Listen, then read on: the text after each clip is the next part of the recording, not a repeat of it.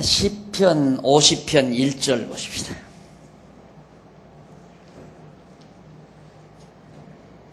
시편 50편 아마 1절로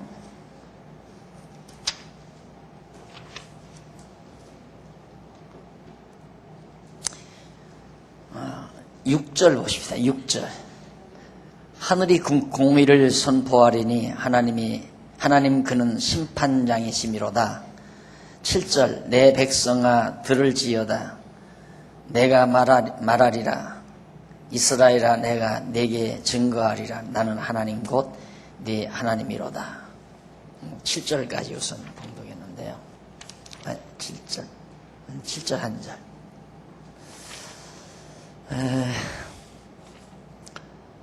지난번에 제가 재물 하나님께 드리는 재물보다 중심을 원한다. 중심, 하나님이 마음을 원한다는 그런 여호와의 말씀을 이제 아삽이 백성들에게 교훈하는 내용을 여러분들에게 소개해드리다가 6절까지 말씀을 드리고 그리고는 지금 7절부터 제가 말씀을 전하게 됐습니다. 일단 교훈시 중에 참 이 재물보다 중심을 원한다. 이 말씀이 얼마나 정말 그 깊이 있는 내용인가. 우리는 보통 하나님을 바로 의인화해서 인간화해서 우리 인간들이 보이는 존재이기 때문에 항상 우리는 보이는 것에 치중을 하죠. 눈으로 보이는 것으로 좋고 나쁜 걸 판단하고 눈으로 보이는 것으로 크고 작다고 판단하고 눈으로 보는 것에 의해서 높고 낮다, 크고 작다, 많다, 적다 이런 등등의 판단을 아주 습관적으로 그렇게 하고 살기 때문에 눈으로 보이지 아니하는 하나님을 의식할 때에도 항상 하나님도 우리 인간의 생각처럼 크고 많고 또 아름다운 것 그런 것을 좋아하실 거라는 그런 기본적인 생각을 보통 인간들이 하게 됩니다. 그런 데서 이제 우리가 많은 어리석음을 나타내게 되죠. 제가 한참 젊은 나이에 함석헌 세상을 떴습니다만은 그분의 시집 중에 바로 그 시집이 하나 있었는데 그 시집 중에 이런 시가 하나 있었어요. 그 자기 제자가 선물을 하나 가지고 왔대요. 큰 생선을 하나 이렇게 가지고 왔는데 제자가 들어오니까 선물을 가지고 들어오니까 아내가 덥석 가서 그 선물을 받아가지고 들어가더니만 부엌으로 가서 당장 버칼로 생선의 목부터 자르려는 아내의 모습을 보고 이제 함석헌 옹이 시를 읊은 거예요. 그 읊는 내용에 자세하게 나 암기력이 없어서 기억은 못하지만 그 중심 핵이 뭐냐면 그 생선을 가지고 온 제자의 그 정말 따뜻한 스승을 존경하는 그 마음, 그건 생각할 겨를 없이 어째서 생선을 목 잘라 회부터 치려고 하느냐, 먹을 생각만 하느냐 이거죠. 제자의 그 정말 존경하는, 스승을 존경하는 아름다운 마음을 새길 겨를 없이. 그때 제가 그걸 굉장히 감명 깊게 제가 그 시를 감상한 적이 있습니다. 사람도 좀 진지해지다가 보면 눈으로 보이는 것보다 보이지 않는 것을 훨씬 더 무게 있게 생각하는 것, 그건 더 말할 나위가 없죠. 사람이 눈으로 보이는 것만을 평가하고 산다는 것은 그만큼 저질이라는 말을 우리는 부정할 수가 없을 겁니다.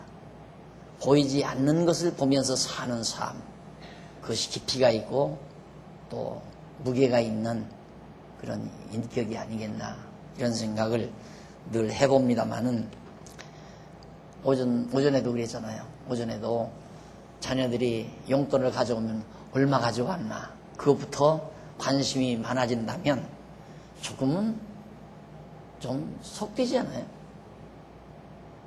벌써 부모에게 용돈을 준다고 하는 그 자녀들의 갸륵한 마음, 그것을 따뜻하게 가슴에 안고 있다고 하는 것은 성숙한 부모의 모습이라고 이렇게 생각을 하는데, 거기에만 적용되는 게 아닙니다. 친구 사이도 마찬가지고, 사제지간도 마찬가지고, 성읍의 사이도 마찬가지고, 다 똑같은 거죠.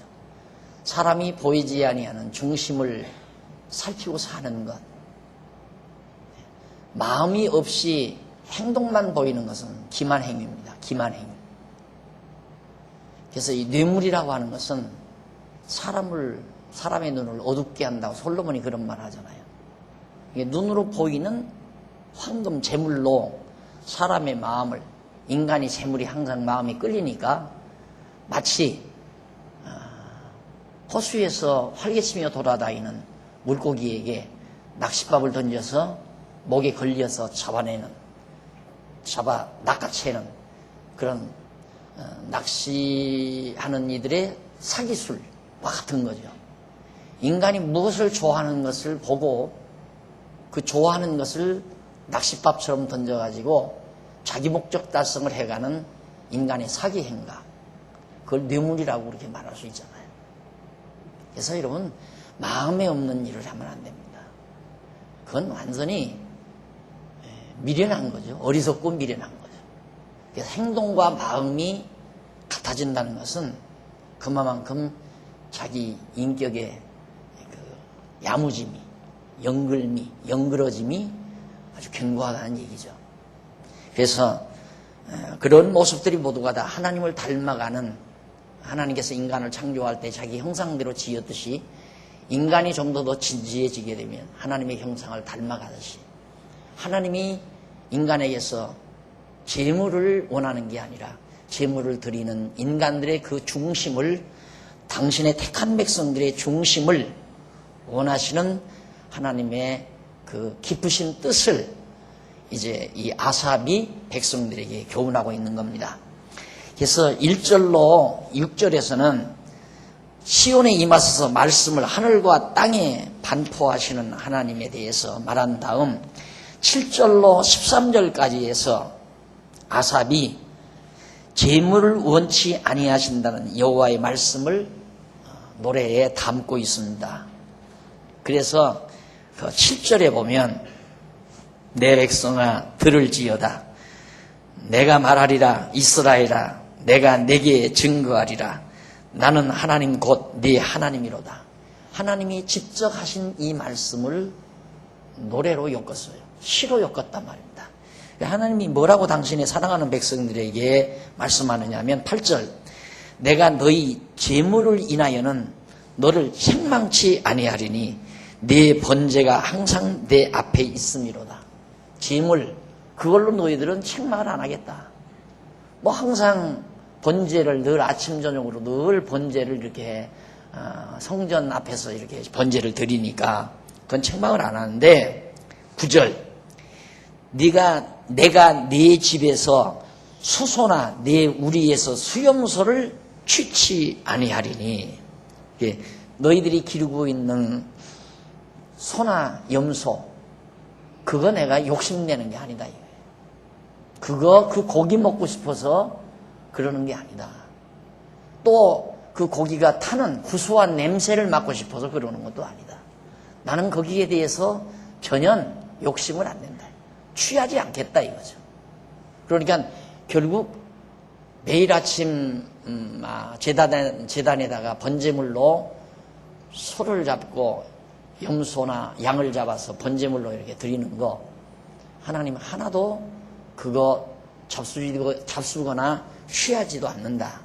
또 너희 집에서 기르는 것도 취하지 않는다. 왜냐하면 10절에 나오죠. 그 이유, 이는 살림의 짐승과 천사는 생축이 다 내 것이며 이 세상에 있는 모든 산속에서 자라나고 있는 모든 짐승들 그거 다 내 거다. 하나님 거다 이거예요. 내가 무엇 때문에 너희 집에서 기르는 소나 양을 욕심내겠느냐 이 말이에요. 천지가 내 건데. 물론 백성들이 기르는 집에서 기르는 것도 궁극적으로 다 하나님 거죠. 그러니까 그래서 욕심 안 낸다. 그리고 뿐만 아니라 산의 새들도 너희들이 기르는 비둘기 잡아오라는 것도 욕심나서 그러는 게 아니다. 산에 얼마나 숲속에 새들이 얼마나 많으냐. 그 산의 새들도 나의 아는 것이며 들의 짐승도 내 것이미로다. 여기서 아는 것이고 내 것이다. 안다고 하는 그러면 새들은 하나님의 것이 아니라는 얘기가 시적인 표현으로 그냥 안다 라고 그렇게 표현한 거지. 산의 짐승들, 날짐승들 모두 다 내 것이다. 나 풍성하다 이 말이에요. 그런 걸 따지자면 그래서 내가 가령 줄여도 내게 이르지 않을 것은 세계와 거기 충만한 것이 내 것이미로다. 내가 설령 배고프다 하자. 하나님이 하시는 말씀이에요. 내가 굶주려 배가 고프다 하자. 그래도 너희 집에서 기르는 소나 양들 욕심내지 않는다 이 말이에요. 이유는 천지가 막 가득한데 우주와 이 하늘과 땅에 생축들이 얼마나 많은데 짐승도 많고 바다에 물고기도 많고 인간적인 상상을 동원해서 하나님께서 인간들이 알아듣도록 지금 말씀하신 것을 아삽이 노래에 담고 있는 거예요. 우리들이 하나님을 오해해도 한참 오해하면 안 됩니다. 하나님이 무엇이 부족한 분이 아닙니다. 무엇이 모자라는 분도 아니고. 근데 여러분, 우리는 이 교회에 이제 발디디게 되면 신앙을 올바르게 양육받지 못하게 되면 뭔가 자꾸 하나님께 갖다 드리면 하나님이 좋아하는 줄 알아요. 인간도 그렇습니다. 인간도 저질이면, 좀 질이 낮으면 자꾸 그 부하들이나 소위 후배들이나 동료 어떤 자기 아랫사람들로부터 많은 선물을 받고 상납을 받고 이렇게 사는 것이 자기가 대단히 잘난 사람으로 착각을 하고 어리석고 미련한 거라 이 말이죠. 근데 그런 걸 기대하고 사는 사람은 좀 저질이죠. 이게 내가 힘이 있으니까 힘 약한 너희들은 나에게 상납하라 하는 것이 그 선물이 아니라 상납입니다. 그래서 소위 후배나 아랫사람에게서 소위 선물이라는 명목으로 받는 것은 늘 깊이 생각을 해야 됩니다. 내가 혹시 은연중에 무슨 압력을 가하지 않았나, 또 내가 무슨 힘을 가지고 있기 때문에 그 힘을 언젠가는 이용하기 위해서 나를 이렇게 낚아채려고 하는 거 아닌가. 여러 가지 목적이 있는 거죠. 그러니까 약한 자들이 나에게, 후배나 제자들이 나에게 선물을 할 때는 그 선물은 여러 가지 종류가 있습니다. 전 진짜 선배가 고맙고 감사해서 정말 사랑하고 아끼는 마음, 존경하는 마음을 어떻게 표현할 수 없으니까 그렇게라도 우리 인간 사회는 뭔가 이렇게 눈으로 보여야 표현이 되잖아요. 마음에 담고 있는 건 표현이 안 된단 말입니다. 그러니까 그걸 표현하고 싶어서 하는 선물. 그건 선물이 아름다운 게 아니라 그 선물보다는 그 선물 속에 담겨진 마음이 중요한 거죠. 제가 지금까지 살면서 가장 치욕적인 선물을 하나 받은 적이 있습니다. 가장 치욕적인 선물. 이게 뭐냐면 내가 성남에서 개척하고 있을 때 정말 거지촌에서 개척을 했거든요. 처음에 거지촌에서 밀어다 붙여가지고 막 이 판자 같은 거 이렇게 움막치고 막 옹기종기 사는 그런 마을에 부룩부로 예배당 하나를 지어놨더라고요, 누가. 거기에서 좀 말씀을 전하라고 해서 가 있는 도중인데 그때 어느 분이 아마 이런 명절이었던가 봐요. 그게 한번 슬쩍 찾아 그 교회와 관계 있는 사람이 둘러보면서 이제 소위 위로하러 온 건지 하여튼 왔어요. 왔다 가면서 그 사모하는 분이 선물을 하나 놓고 가는데 보니까 넥타이인 것 같아요. 넥타이를 하나 놓고 가는 것 같아요. 바로 끌어볼 수 없고 간 다음에 넥타이를 풀러봤더니만 불구멍이 난 거예요. 넥타이가 불구멍이 났어요. 물어볼 것도 저 성질 고약하죠. 그냥 끌러오자마자 확 잡아당겨서 폐기 처분해버리고 말았어요. 생애 최고로 치욕적인 선물이었습니다. 예, 전혀 사랑하는 마음도 담겨있지 않고 또 더더군다나 손 아래 사람이니까 존경하는 마음은 없고 그러니까 그건 치욕적인 거죠.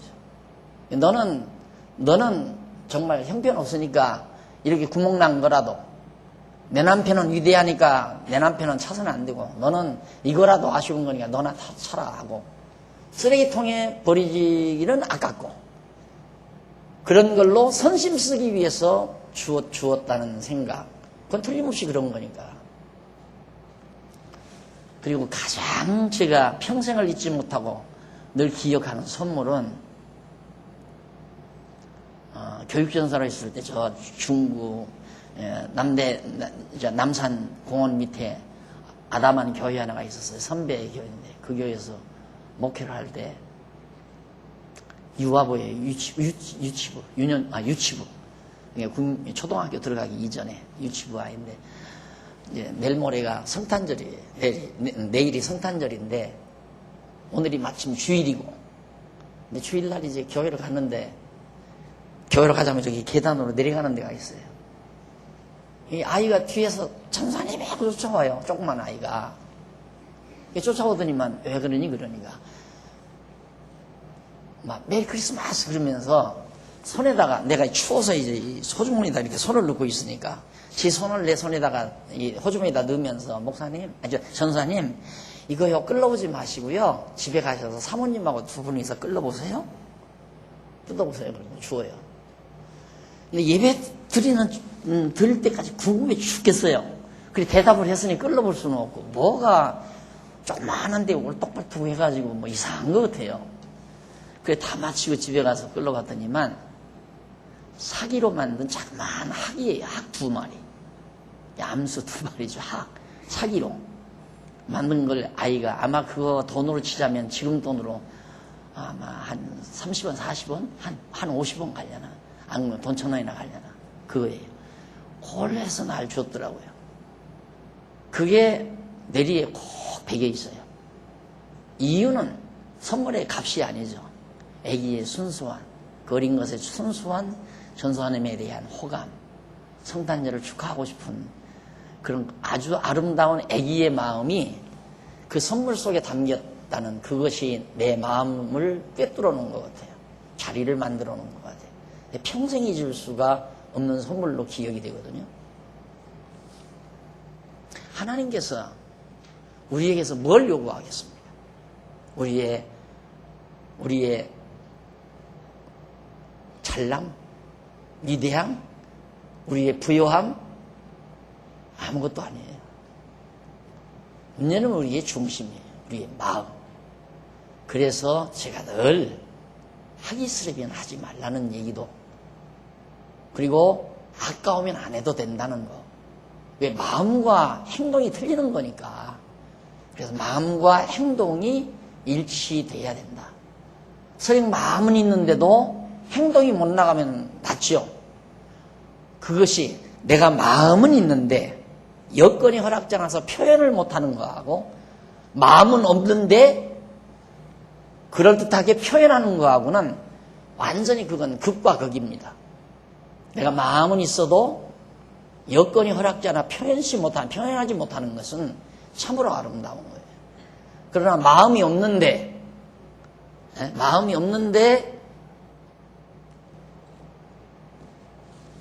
표현하는 것은 그건 기만행위란 말입니다. 사기행위고. 그래서 선물은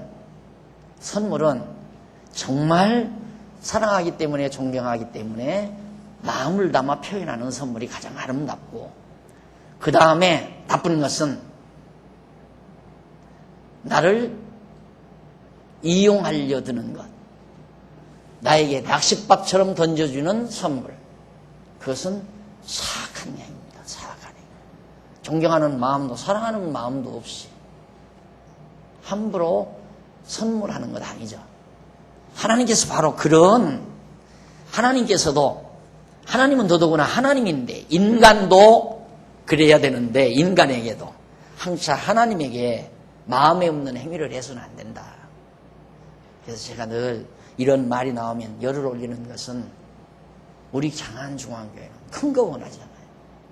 정말 순수한 마음이 모이자요. 순수한 마음만 모였으면 좋겠다. 물론 인간 세상이기 때문에 아무래도 아주 순수할 수는 없겠지만은, 거기에 잡티들이 낄 수는 있지만은, 그래도 자꾸만 내가 이렇게 말하는 것은, 제발 순수치 아니한 마음은 빠져달라 라는 의미가 강한 거예요. 뭐하러 모입니까? 뭐하러? 순수한 마음이 아니면 깨끗하고 순수하게 정말 그리스도를 사랑하고 진리를 사랑하고 교회를 사랑하고 지체들을 사랑하고 후배들을 사랑하고 어린 영혼을 사랑하는 그런 순수한 마음들이 모여서, 덩치야 크든 작든, 이것도 나는 너무 크다고 생각하니까, 재단도 너무 크고 공간도 너무 크고, 종교의 생명은, 진리의 생명은 질에 있어요. 진리는 질에 있어요. 양에 있는 게 아니에요. 그래서 정말 하나님께서 재물보다 중심을 원하신다는 여호와의 말씀을 아삽이 시에 담아서 교훈하는 것은 참으로 우리에게 많은 것을 시사해 주고 있습니다. 그러면서 내가 세계와 거기 충만한 것이 내 것이미로다. 13절, 내가 수소우 고기를 먹으며 암소우 피를 마시겠느냐. 나 수소고기나 암소우 피, 짐승의 피를 안 마신다 이 말이에요. 감사로 하나님께 제사를 드리며 지극히 높으신 자에게 내 서원을 갚으며 환난 날에 나를 부르라. 내가 너를 건지리니 네가 나를 영화롭게 하리로다 하는 얘기예요. 하나님이 원하시는 것은 감사, 늘 마음속에 감사한 마음, 이게 매우 중요하다. 그 감사로 하나님께 제사를 드리며, 그러니까 이스라엘 백성들이 와서 제물은 갖다 놓는데 마음속에 감사하는 마음은 하나도 없어요. 왜 제물은 왜 놓는가? 그냥 그것이 생활 문화니까 습관이 들려져 있어요. 그래서 말라기서에 가면 말라기 선지자가 그걸 책망을 해요. 너희들이 입술로는 주여 주여 하지만 마음은 내게서 멀다 이 말이에요. 하나님이 원하시는 건 마음인데 마음을 담지 아니하고 말로만 매끄럽기만 하는 것은 상대방을 기만하는 사기 행위예요. 그것도 언어라고 하는 것은 마음이 담겨야 돼요. 마음이 담긴 언어가 진실이에요. 그런데 이스라엘 백성들이 감사한 마음은 없이 재물만 갖다가 항상 갖다 제사 성전 앞에 놓는다 이 말이죠. 그리고 불태우고 잡아서 피 흘리고. 그러니까 말라기 선지자가 사정없이 야 그런 거 안 받는다. 재물 가져오지 말라. 다시는 너희들로부터 재물 받지 않겠다. 그리고 내가 한 재물을 준비하겠다. 그게 바로 예수 그리스도 영원한 재물을 준비하실 그 놀라운 사실을 말라기 선지자가 미리 예언하는 내용 부분입니다. 하나님이 우리의 중심을 원하신다. 그러니까 감사로 하나님께 제사를 드리며 지극히 높으신 자에게 네 서원을 갚으라. 네가 뭘 하나님 앞에 하겠다고 마음 먹고 했던 그것을 그대로 하면 된다 이 말이에요. 내 마음에 일어난 소원을 주를 위해서 살고 싶다. 자, 오늘 기도에도 나중에 이런 기도가 있죠. 풍성하게 베풀어 주신 모든 것으로 진리만을 위해 살고 싶습니다. 이게 소원이거든요. 그렇게 하고 싶다 이 말이에요. 이런 소원이 어디서 나왔는가? 하나님이 성령을 통해서 우리에게 주신 거란 말입니다. 그래서 그렇게 되기를 소원하는 기도, 그 다음 땅 위에 생명을 머물도록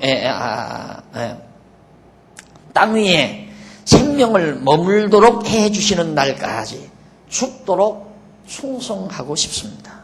이것도 서원이에요. 그렇게 되기를 원하는 서원. 그걸 갚으라 이 말이에요. 내 마음에 그런 중심의 마음을 가지고 있었으면 그 마음대로 행동하라 이 말이에요. 행하라. 그러면 된다.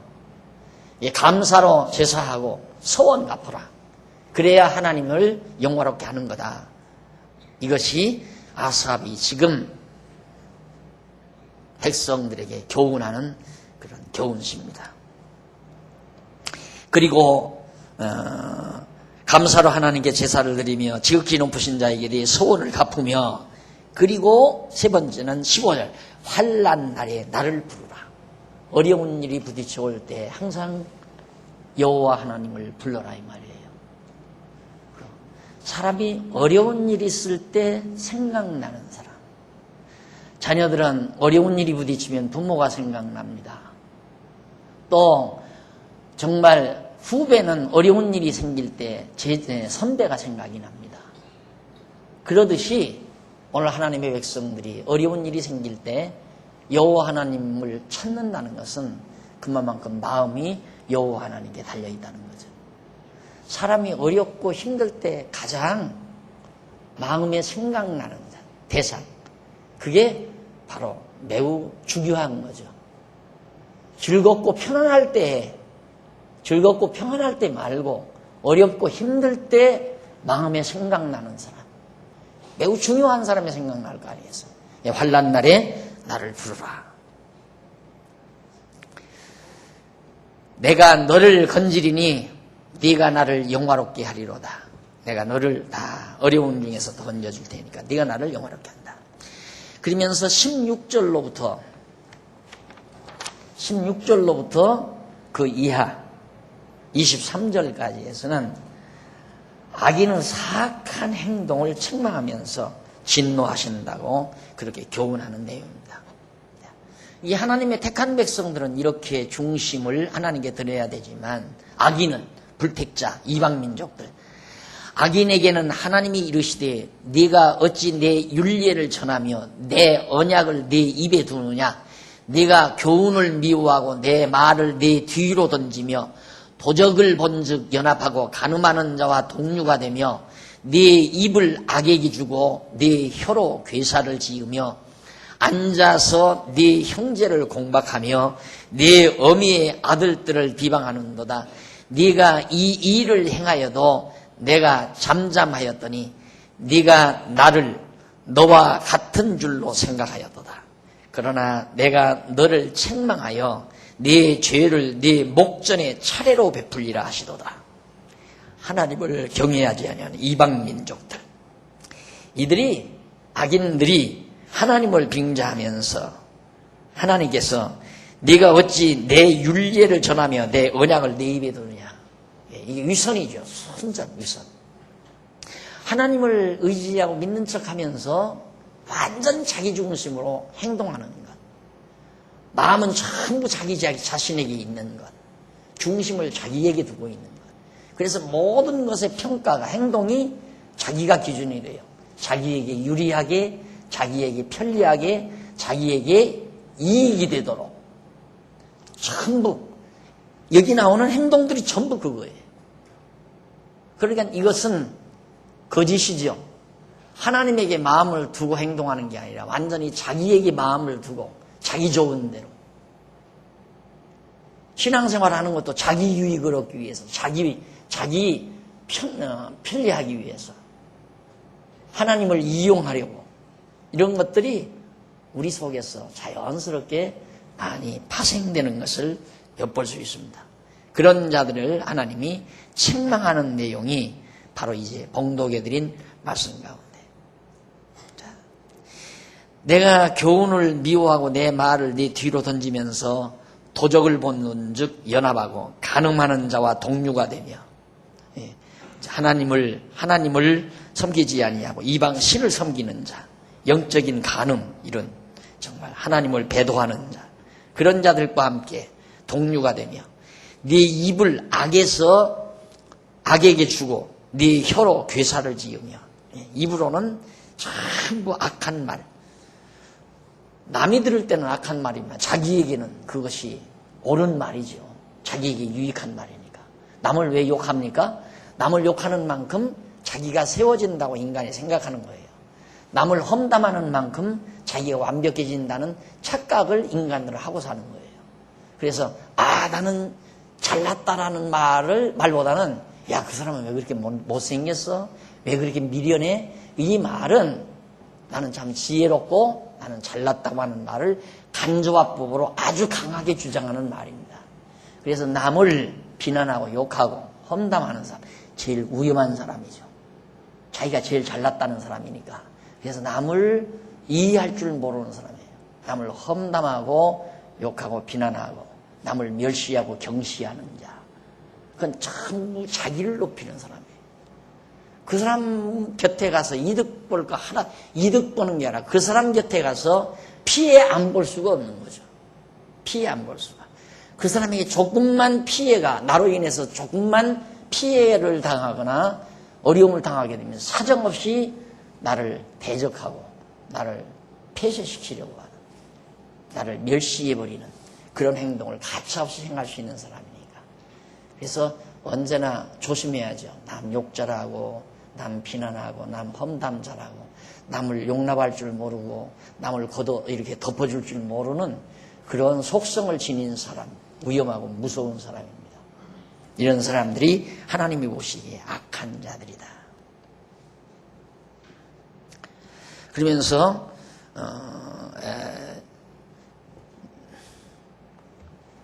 거기 20절 보면 앉아서 네 형제를 공박하며 네 어미의 아들들을 비방하는도다. 네가 이 일을 행하여도 내가 잠잠하였더니 네가 나를 너와 같은 줄로 생각하였도다. 하나님을 갖다가 자기처럼 생각한다. 예, 하나님 믿는다고 하면서 하나님을 자기처럼. 그러니까 자기 판단이 하나님 판단이에요. 자기가 욕하는 사람은 하나님이 욕을 할 사람으로 생각하는 거죠. 내가 가끔 그 얘기 하잖아요. 나는 미워해도 하나님이 그 사람은 사랑한다. 이 생각만 해도 남을 미워하다가 깜짝깜짝 놀라죠. 내가 밉다고 해서 하나님도 그를 미워한다고 착각하면 안 돼요. 내가 볼 때 저 사람 참 미련하다라고 생각했을 때 하나님이 그 사람 미련하다고 버리는 사람이 아니에요. 하나님은 도리어 미련한 자를 들어서 지혜로운 사람을 부끄럽게 하시는 그런 하나님이기 때문에 내가 볼 때 못나고 미련하다 할지라도 함부로 대할 수는 없는 거죠. 그래서 바로 인간들이 마치 하나님을 자기처럼 생각한다. 인간처럼, 어리석은 인간 자기처럼 생각한다. 이 하나님께서 하신 말씀이에요.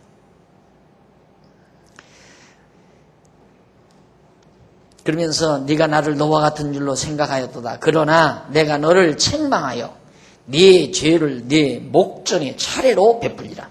네 죄를 네 눈앞에다가 다 하나하나 차례로 다 베풀겠다.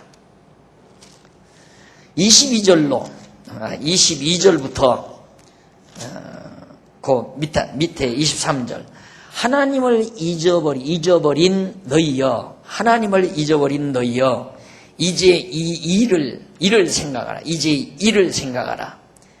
그렇지 않으면 내가 너를 찢으리니 건질 자 없으리라. 감사로 제사를 드리는 자가 나를 영화롭게 하나니 그 행위를 옳게 하는 자에게 내가 하나님의 구원을 보이리라. 감사한 마음으로 하나님께 제사하는 자, 짐승의 고기와 피로 하나님께 제사 드리는 자 말고 감사한 중심, 하나님께 감사한 마음. 그래서 이게 얼마나 중요한가를 아삽이 노래에 담아서 백성들을 훈계한, 교훈한 시가 50편 전체에 나타나 있습니다. 자, 이걸 보면 우리가 늘 마음속에 감사한 마음을 가지고 산다는 것, 거기에 악심이 들어갈 수가 없죠. 감사한 마음을 가지고 사는 사람에게 악한 마음, 악한 생각이 틈탈 수가 없는 겁니다. 자식이 부모에게 감사한 마음을 가지고 살 때 자기도 기쁘고 편안하고, 인간이 하나님께 감사한 마음을 가지고 살 때 종교적으로 심령에 참 평안과 기쁨이 있고, 악심이 내 마음속에 들어오지 않으니까 마음이 편안할 수밖에 없잖아요. 감사한 마음이 있는데 악심이 들어올 수가 없잖아요. 하나님께 감사하면서 남 미워하고 증용, 그게 같이 마음에서 일어날 수가 없는 거예요. 불평, 불만, 짜증. 사람이 남을 자꾸 험담하는 건 자기 불평과 짜증을 해소하기 위한 수법으로 그렇게 하는 거거든요. 그런 수법. 뭔가 자기가 불만스러우니까 그 불만을 해소하기 위해서 남을 욕하고 비난하고 책임을 남에게 전가하고 험담하고, 참 불쌍한 사람이죠. 마음, 내적으로 불쌍한 사람이고 영적으로 불쌍한 사람. 그러나 감사한 마음이 있으면 남을 덮을 마음이 있어요. 남을 이해하는데 먼저 마음을 쓰게 되고, 그래서 마음이 편안하고 즐겁고, 그것이 하나님께 더 하나님이 기뻐하시는 제물이다. 이걸 아삽이 정말 이 노래에 담아서 찬양하면서 백성을 교훈한 내용입니다. 항상 이 50편 시를 깊이 마음속에 간직하면서 승리해 가시기를 당부합니다. 다음에는 이제 장이 바뀌는데요. 지금까지는 버리심 중에서 버린 것 같은, 버림을 받았을 때에 하나님 앞에 기원시였는데, 이제는 죄악 중에서 하나님 앞에 기원하는 시가 51편부터 68편까지 나와요. 366페이지에 보시면 내용이 나옵니다. 그러니까 버림받은 가운데 있을 때 하나님 앞에 기원하는 시가 42편에서 50편까지고요.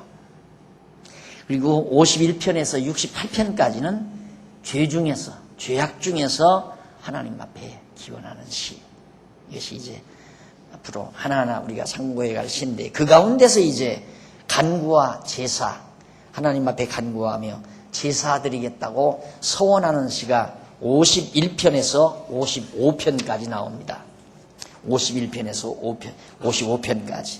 그러니까 내가 죄악 중에, 우리가 지금 죄악 중에 살잖아요. 죄 중에서 잉태해서, 죄 중에 출생해가지고, 죄 중에서 우리가 살아간다 이 말이에요. 마치 지금 이런 세상에서, 이 죄 많은 세상에 살면서 우리가 하나님 앞에 간구하면서 신령한 제사, 영적 예배를 드리며 산다고 하는 그런 서원을 하나님 앞에 드리는 찬양이죠.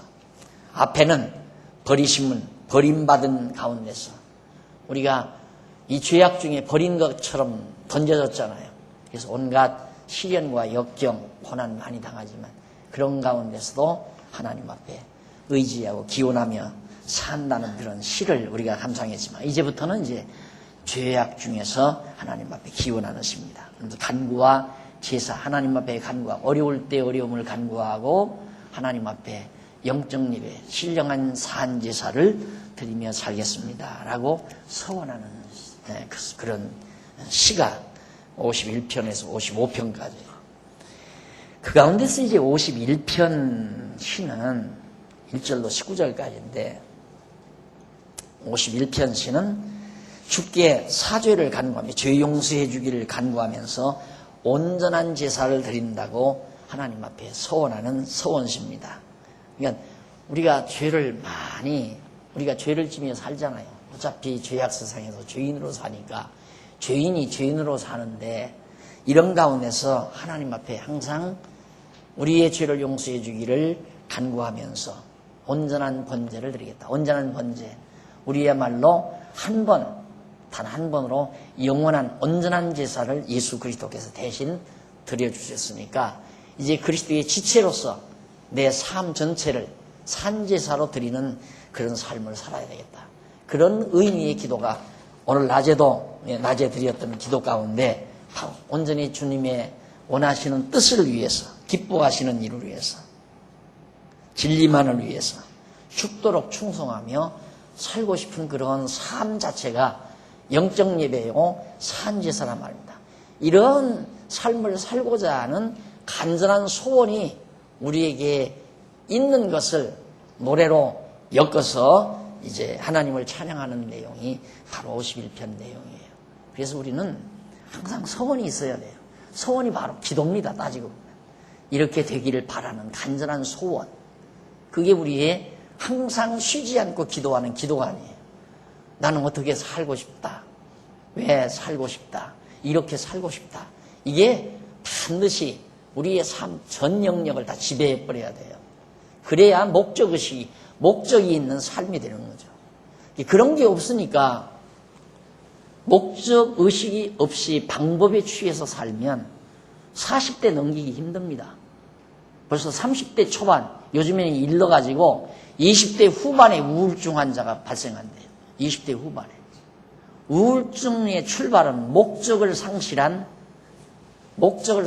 생활 속에서 나타나는 정신적 현상이에요. 정신병적 현상, 우울증이라는 게 가장 무서운 병이죠.